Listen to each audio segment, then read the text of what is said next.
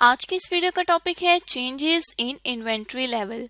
हम देखेंगे कि अगर इन्वेंट्री लेवल में कोई चेंज आ जाए तो एब्जॉर्प्शन या मार्जिनल कॉस्टिंग के प्रॉफिट पर क्या असर पड़ेगा।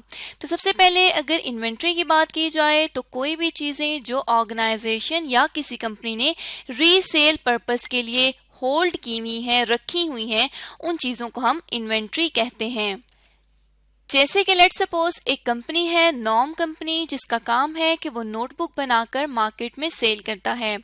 अब यहाँ पर जितनी नोटबुक्स उसने अपने पास होल्ड की हुई हैं, अपने पास रखी हुई हैं, उन नोटबुक को हम कहेंगे, जो उसने होल्ड की हुई हैं उसे हम कहेंगे कि ये ऑर्गेनाइजेशन ने रीसेल पर्पस के लिए रखी है, तो इसलिए इसको हम इन्वेंट्री कहेंगे। जैसे कि लेट्स सपोज 1000 नोटबुक्स कंपनी ने रखी हुई हैं कि उसने ये कस्टमर्स को बेचनी है, तो ये 1000 नोटबुक्स इन्वेंट्री कहलाएंगी। अब यहाँ तो ये बात होगी कि अगर ऑर्गेनाइजेशन नोटबुक ही सेल करता है खरीद कर, लेकिन अगर ऑर्गेनाइजेशन एक ऐसी ऑर्गेनाइजेशन है जो चीज़ें प्रोड्यूस करके बनाकर आगे बेचती है, तो इसका मतलब होगा कि ऑर्गेनाइजेशन ने जितनी भी गुड्स रखी हुई हैं यूज़ करने के लिए, वो तमाम गुड्स जो प्रोडक्शन का हिस्सा हैं या प्रोडक्शन प्रोसेस में इस्तेमाल होंगी, उन तमाम गुड्स को भी हम इन्वेंट्री कहेंगे।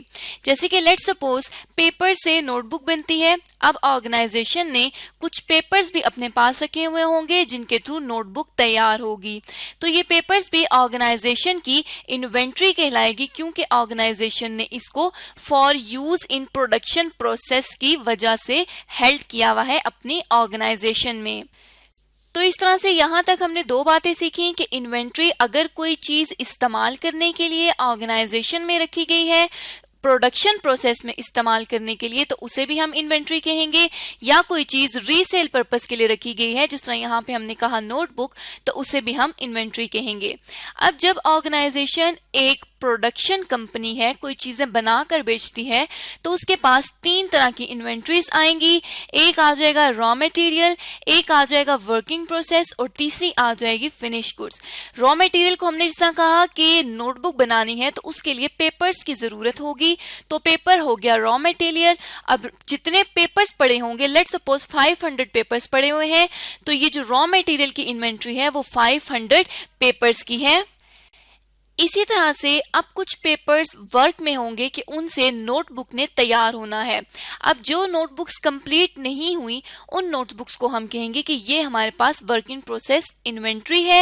लेट्स सपोज कि 200 नोटबुक्स ऐसी हैं जो इनकम्प्लीट है, तो उसे हम कहेंगे वर्किंग प्रोसेस। और इसी तरह से जितनी नोटबुक्स कंप्लीट होके पड़ी हुई हैं, जैसे हमने यहाँ पे कहा था कि 1000 नोटबुक्स पड़ी हुई हैं कि उन्हें रीसेल करना है, तो ये 1000 नोटबुक्स फिनिश गुड्स हैं। तो इस तरह से हमने रॉ मटेरियल, वर्किंग प्रोसेस और फिनिश गुड्स को भी समझ लिया कि प्रोडक्शन ऑर्गेनाइजेशन में या मैन्युफैक्चरिंग कंपनीज में इनको भी इन्वेंट्री कंसीडर किया जाता है। अब यहाँ तक तो बात हो गई हमारे पास कि इन्वेंट्री क्या है। अब बात आती है कि इन्वेंट्री को हमने एब्जॉर्प्शन और मार्जिनल कॉस्टिंग में देखना है और उसके लेवल्स को समझना है।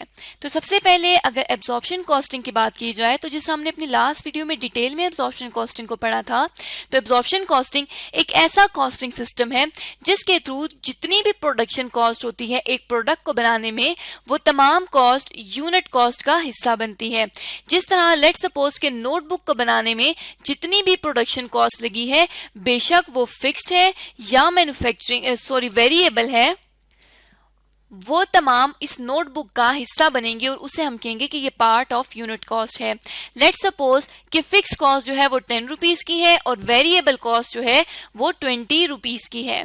अब यहाँ पर इसका टोटल जो है 30 रुपीज़, ये एब्जॉर्प्शन कॉस्टिंग में हमारी नोटबुक की कॉस्ट बनेगी। क्योंकि हमने एब्जॉर्प्शन और मार्जिनल कॉस्टिंग के थ्रू ही अपनी इन्वेंट्री लेवल्स को देखना है, तो इसलिए हमें पता होना चाहिए कि प्रोडक्शन कॉस्ट में कौन कौन सी कॉस्ट आ सकती है। तो जिस हमने लास्ट वीडियो में डिस्कस किया था कि direct material, direct labour, variable production overhead और फिक्स प्रोडक्शन ओवरहेड, ये चारों तरह की जो कॉस्ट है ये हमारे पास प्रोडक्शन कॉस्ट का हिस्सा बनती है।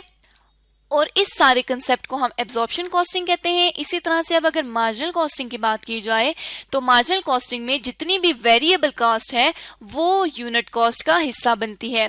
अब यहाँ पर ये जो तीन कॉस्ट हैं, डायरेक्ट मटेरियल, डायरेक्ट लेबर और वेरिएबल प्रोडक्शन ओवरहेड्स, इनको हम कहेंगे कि ये हमारे पास वेरिएबल कॉस्ट है और यही हमारे इन्हीं को हम कहते हैं कि ये मार्जिनल कॉस्ट है।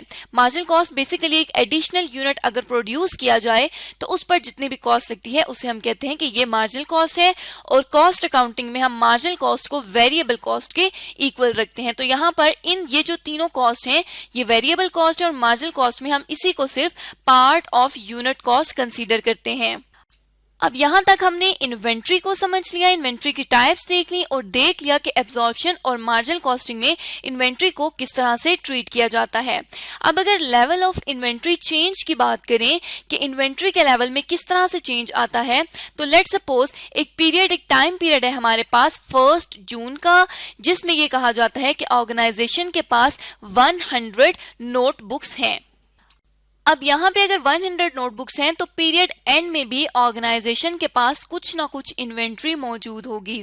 हमने कह दिया कि अगर पीरियड स्टार्ट में ऑर्गेनाइजेशन के पास 100 नोटबुक्स हैं और पीरियड एंड में 200 नोटबुक्स पड़ी हुई हैं, तो मतलब कि इन्वेंट्री लेवल में चेंज आया है।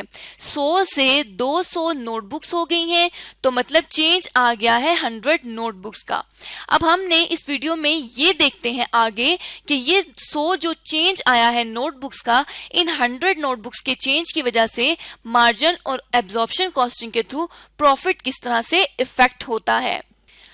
उसको समझने के लिए हम लकी इंडस्ट्री की एक प्रॉब्लम के थ्रू समझते हैं कि कैसे effect of inventory level on profit under absorption and margin costing को हम शो कर सकते हैं। तो यहाँ पे सबसे पहले अगर रिक्वायरमेंट पढ़ें तो रिक्वायर किया गया है कि प्रिपेयर करनी है income statement under marginal costing और प्रिपेयर करनी है इनकम स्टेटमेंट अंडर एब्जॉर्प्शनल कॉस्टिंग। इन दोनों स्टेटमेंट को प्रिपेयर करने से ऑर्गेनाइजेशन को ये पता चल जाएगा कि उन 100 की वजह से क्या डिफरेंस आया है, या अगर इन्वेंट्री लेवल चेंज हो तो क्या डिफरेंस आता है प्रॉफिट में, या क्या इफेक्ट होता है प्रॉफिट पे। तो यहाँ पे लकी इंडस्ट्रीज का अगर हम क्वेश्चन पढ़ें तो लकी इंडस्ट्री मैन्युफैक्चर करती है एक सिंगल प्रोडक्ट को और जिसके लिए एक्चुअल इंफॉर्मेशन यहाँ पर गिवन है। सेलिंग प्राइस है, डायरेक्ट मटेरियल पर यूनिट है, डायरेक्ट लेबर पर यूनिट दिया गया है, variable production overhead per unit दिया गया है। साथ ही साथ फर्दर डिटेल्स दी गई हैं जून और मई और जून की, जिसमें प्रोडक्शन ऑफ प्रोडक्ट दिए गए हैं 500 और 300 यूनिट्स के, साथ ही सेल ऑफ प्रोडक्ट दी गई है 300 और 500 यूनिट्स के। हम यहाँ से चेंज इन इन्वेंट्री लेवल को चेक कर सकते हैं, जिसको आगे हम इस क्वेश्चन को सॉल्व करते हुए प्रॉपर देखेंगे। साथ ही साथ फिक्स प्रोडक्शन ओवरहेड के लिए कहा गया है कि 4000 बजटेड ओवरहेड्स हैं और जिनको यूनिट्स की बेसिस पर एब्जॉर्ब किया जाता है। और normal level of production is budgeted at 400 units per month.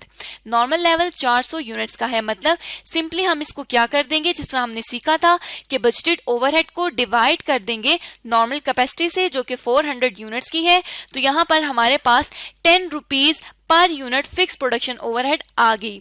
साथ ही साथ अदर कॉस्ट में कुछ हमें फिक्स सेलिंग कॉस्ट दी गई है, एडमिन कॉस्ट दी गई है फिक्स, जिसके लिए 4000 पर मंथ, 2000 पर मंथ, और साथ ही साथ वेरिएबल सेल्स कमीशन की बात की गई है जो कि 5% ऑफ सेल्स रेवेन्यू है। मतलब इस सेलिंग प्राइस की बेसिस पर यहाँ पर वेरिएबल कमीशन को हम कैलकुलेट कर सकते हैं। साथ ही साथ no opening inventory of product at the start of मई के शुरू में कोई भी इन्वेंट्री नहीं है। अब हम अपने क्वेश्चन के सोल्यूशन को स्टार्ट करते हैं लकी इंडस्ट्री के लिए और बनाते हैं statement of profit and loss under marginal costing और देखते हैं कि अफेक्ट क्या आएगा अगर इन्वेंट्री लेवल चेंज होगा। उसके लिए सबसे पहले यहाँ पे हम इन्वेंट्री की स्केजुलिंग कर लेते हैं, देख लेते हैं कि किस तरह से हम इन्वेंट्री को डील करेंगे। तो इन्वेंट्री लेवल में एक मंथ दिया हुआ है मई का, एक दिया हुआ है जून का, और साथ ही साथ अगर हम क्वेश्चन में देखेंगे तो प्रोडक्शन ऑफ प्रोडक्ट दी गई है, सेल दी गई है और कहा गया है कि बिगनिंग में कोई इन्वेंट्री नहीं होगी। तो इस तरह से बेसिकली हमारे पास 4 तरह की इन्वेंट्रीज आ जाएंगी, ओपनिंग, प्रोडक्शन, सेल्स और फिर क्लोजिंग। यहाँ पे हम ओपनिंग के लिए देख सकते हैं कि ओपनिंग मई में 0 है और प्रोडक्शन के लिए क्वेश्चन में कहा गया है कि 500 यूनिट्स प्रोड्यूस हुई हैं मई की और 380 प्रोड्यूस हुई हैं जून की। इसी तरह से 300 सेल्स हैं और 500 सेल्स हैं जून की। अब यहाँ पे हम क्या करते हैं कि इस तमाम स्केड्यूल को लिख लेते हैं। तो यहाँ पे इस तरह से हमने ओपनिंग लिख लिया, प्रोडक्शन लिख ली 500 की, सेल्स। अब अगर प्रोड्यूस 500 हुई हैं तो उनमें से सेल्स को अगर हम माइनस कर दें तो क्लोजिंग बच जाएगा। उसके लिए हम क्या करेंगे कि 500 में से 300 यूनिट्स को लेस करेंगे तो क्लोजिंग की यूनिट्स आ जाएंगी 200। इसी तरह से जो मई की क्लोजिंग है वो जून की ओपनिंग है, तो हम यहाँ पर जून की ओपनिंग को लिख देंगे जो कि 200 यूनिट्स की है। साथ ही साथ हमें पता है कि प्रोडक्शन कंपनी ने की है 380 की। तो अभी इन दोनों को जब हमने टोटल किया तो यहाँ पे हमें पता चल गया कि जो अवेलेबल यूनिट्स हैं वो 580 के हैं, 380 प्लस 200। अब 580 में से 500 यूनिट्स अगर सेल हो गए हैं तो पीछे हमारे पास 80 यूनिट्स बच जाएंगे क्लोजिंग के लिए। अब इसी सारे सिनेरियो की बेसिस पर हम यहाँ पे अपनी स्टेटमेंट को कंप्लीट करेंगे। स्टेटमेंट को बनाने के लिए हम हमेशा से यहाँ पर सबसे पहले सेल्स लिखते हैं और सेल्स के लिए हमें क्वेश्चन में इंफॉर्मेशन दी गई है कि 50 रुपीज सेल प्राइस है पर यूनिट और यहाँ पर 300 और 500 यूनिट्स दिए गए हैं। अब हम यहाँ पर क्या करेंगे कि मई के इसको हम इनर कॉलम कंसीडर कर देते हैं और इसको आउटर कॉलम कंसीडर कर देते हैं। तो 500 प्रोडक्शन थी जिस तरह से क्वेश्चन में बताया गया है, जिसमें से 300 को सेल्स किया, तो 300 मल्टीप्लाई बाय 50 करेंगे। यहाँ पे हम 300 को 50 से मल्टीप्लाई कर देंगे तो 15,000 रुपीज की सेल्स आ जाएंगी। अमाउंट इन रुपीज हमने ऊपर मेंशन किया है। इसी तरह से 500 सेल्स हैं और 50 रुपीज एक की सेल प्राइस है, तो इसके लिए हम क्या करेंगे कि 500 को मल्टीप्लाई कर देंगे 50 के साथ, तो ये 25,000 रुपीज की सेल्स हमारे पास आ जाएंगी। अब सेल्स में से हमने क्या करना है कि सेल्स में से लेस कर देनी है variable cost of goods sold. क्योंकि हम मार्जिनल कॉस्टिंग को यूज कर रहे हैं इसलिए सिर्फ और सिर्फ variable cost of goods sold को हम यहाँ से लेस करेंगे।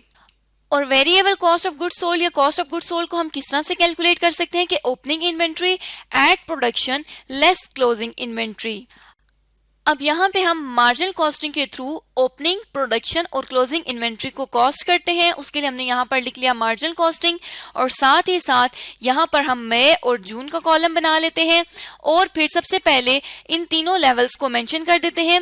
जिसमें हमारे पास एक इन्वेंट्री थी ओपनिंग, उसमें हमने करनी थी एड प्रोडक्शन और फिर लेस कर देनी थी क्लोजिंग इन्वेंट्री। तो मई के लिए ओपनिंग तो हमें कहा गया था 0 है, जिस तरह से यहाँ पर 0 है। अब मार्जिनल कॉस्टिंग के थ्रू कॉस्ट करने के लिए इन तमाम को हमने सिर्फ और सिर्फ वेरिएबल कॉस्ट पर मूव करना है। और अब मजीद वेरिएबल कॉस्ट को कैलकुलेट करने के लिए और आगे फर्दर इस क्वेश्चन को कंप्लीट करने के लिए हम अगली वीडियो में देखेंगे कि किस तरह से मार्जिनल कॉस्टिंग और एब्जॉर्प्शन कॉस्टिंग के थ्रू इन्वेंट्री को कॉस्ट कर सकते हैं और इन्वेंट्री लेवल के चेंज को बता सकते हैं।